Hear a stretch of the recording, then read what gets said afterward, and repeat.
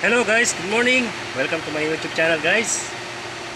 Gumagawa na naman ako guys ngayon ng ng compressor. Gawa ng tingnan niyo guys, oh. Diyan sa niya, air dryer. Yan yung air dryer niya guys.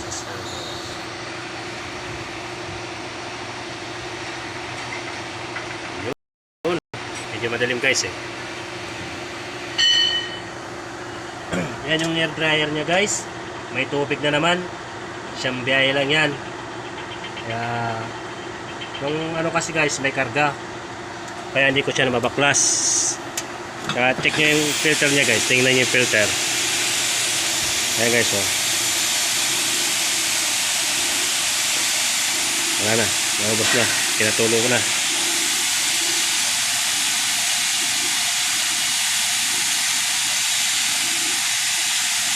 Yan ang tubig guys, tumulo na kanina.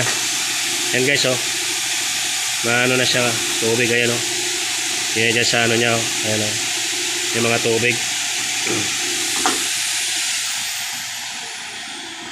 Ang problema niyan guys, compressor. Yan yung compressor ng Actros guys. 1844 yan guys, yung ganyan na compressor.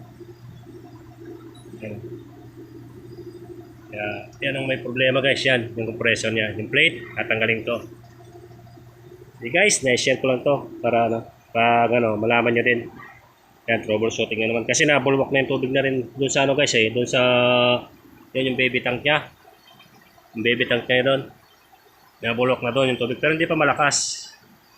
Pero ang gagawin ko guys, agapin ko na, magkabili na ako ng pesa.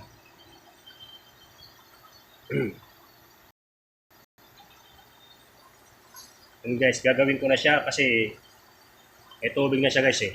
Tsaka malala yung biyahe namin dito kaya agapan ko na guys para hindi masira. Okay guys, na-set ko lang.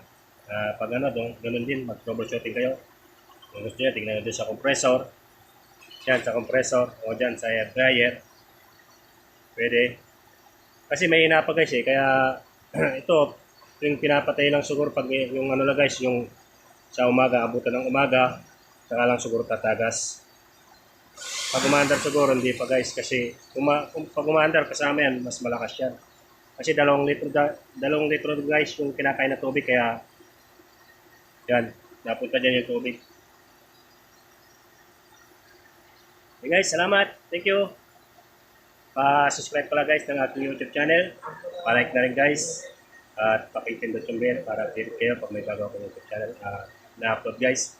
Thank you guys, salamat.